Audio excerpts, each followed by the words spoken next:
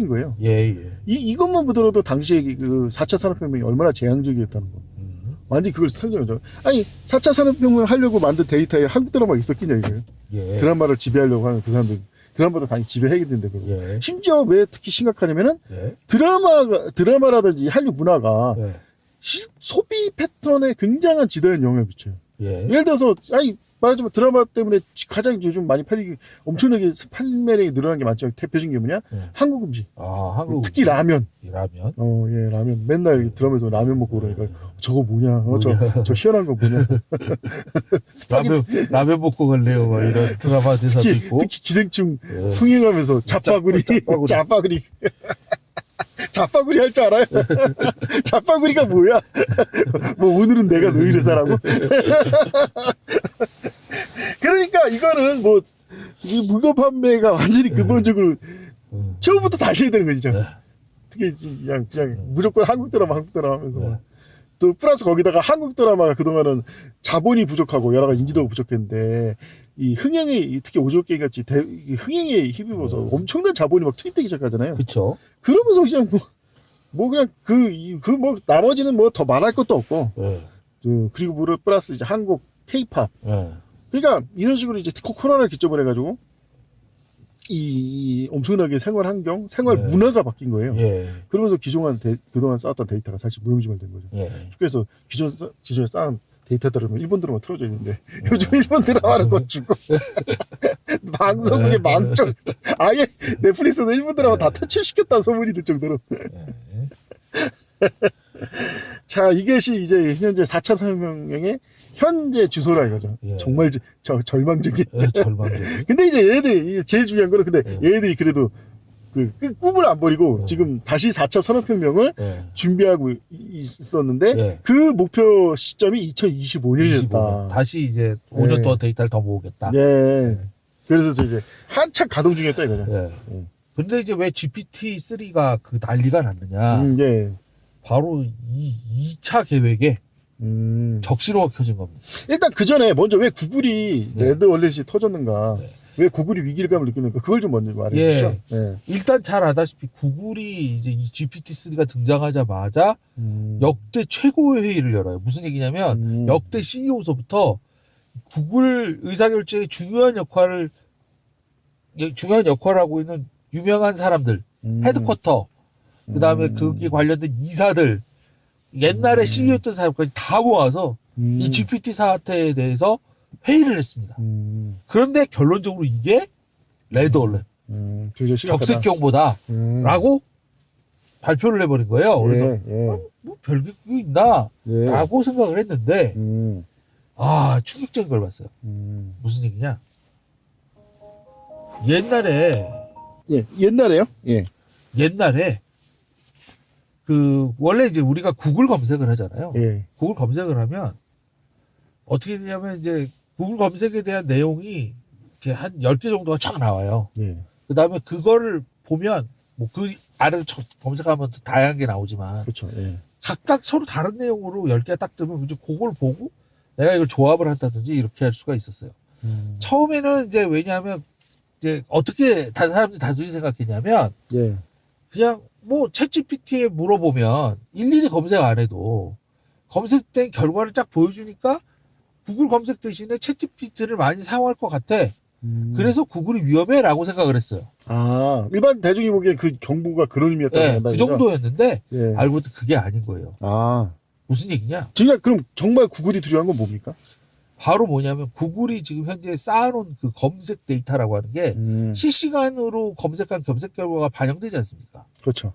실시간으로 그 내용이 갱신이 되는데 이 방대한 데이터가 AI로 오염돼 버린 겁니다. 무슨 얘기냐면 챗 GPT에 보면 어떠한 내용을 알려주고 이거랑 비슷한 기사 써줘 그러면 내용은 같은데 완전히 다른 문장을 만들어가지고 생성하는 기능이 있어요. 글을 써주잖아요. 이 챗 GPT라고 하는 게.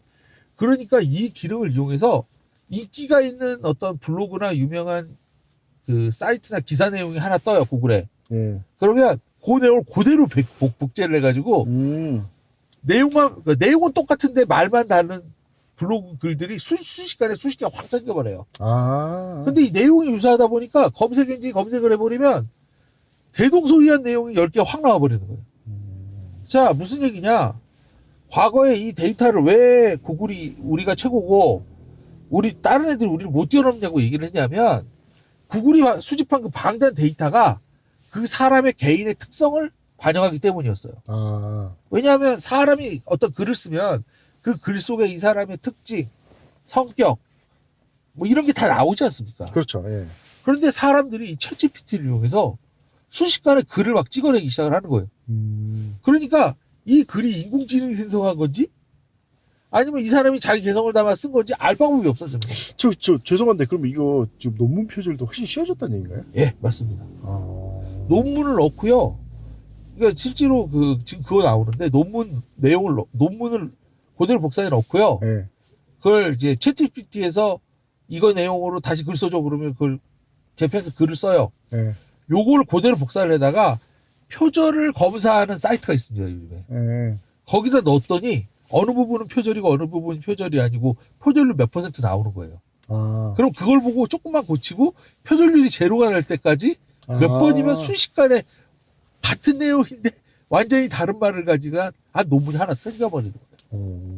지금 이 기술이 나와버린 겁니다. 근데 그러니까 이 지금 결국은 뭐냐면 그 엄청난 돈과 시간을 들여서 쌓아왔던 구글의 검색 결과가 AI에 의해 오염되고 있는 거예요.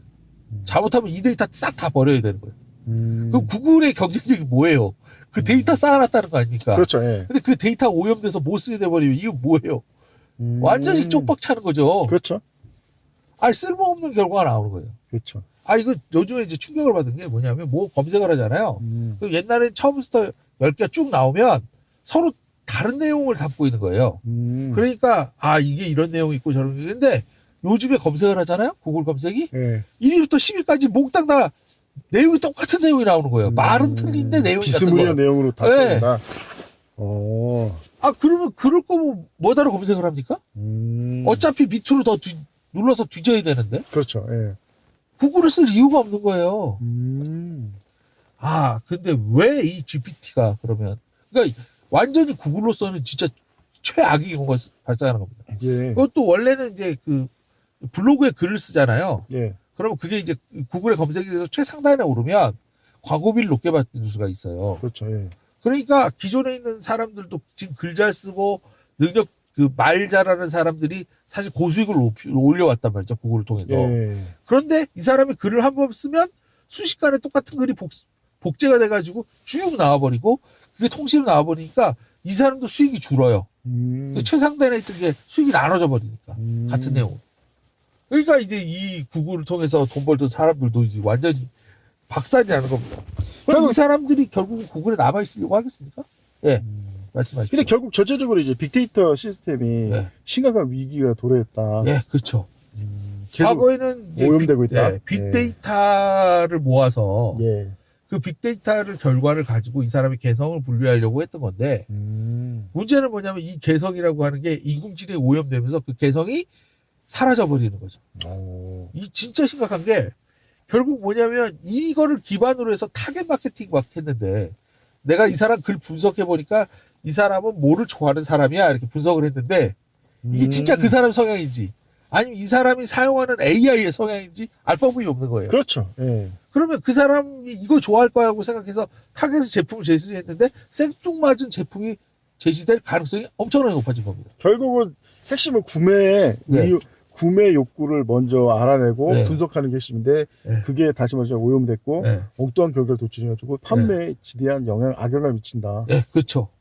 이게 원래 구글이라고 하는 게 이제 그런 판매를 위한 홍보를 위해서 홍보비로 엄청난 수익을 올리는 회사인데 이 오염돼서 엉뚱한 홍보를 하게 되면 이거 전혀 쓸모없는 효과가 없는 홍보를 해버리게 되는 겁니다. 그렇죠. 예. 이게 당연히 홍보비 책정에 엄청난 악영향이고요. 결국 전체적으로 보면 단순히 구글만의 문제가 아니라 크게 보면은 바로 4차 산업혁명이 놀고 있던 네.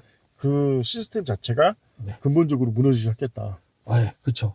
도저히 이렇게 되리라고 생각을 못해요. 원래 생각은 뭐냐면 일단은 성향이 다 분석되고 나면 거기에 맞는 AI를 내놔서 거기에 대응한다는 게 원래 목표였어요. 음. 그런데 이제 문제는 뭐냐면 MS가 너무나도 성급하게 예. AI를 미리 출시해버리는 바람에 완전히 사람의 데이터를 분석하기도 전에 이 빅데이터가 AI로 오염되기 시작한 겁니다. 엄청난 사건인 거죠. 그러면 이거 결국 이 4차 산업혁명은 이제 완전히 물 건너간 거네? 예, 맞습니다. 지금 근데 왜 이런 선택을 할 수밖에 없었을까, MS는? MS 자체만의 그 배경은 어떤 거죠, 그러고요? 자, 처음에는 이제 MS가 어떻게 이제 먹고 살았냐면 윈도우랑 PC 윈도우랑 오피스 같은 거 팔아서 먹고 살았잖아요. 아, 예. 예.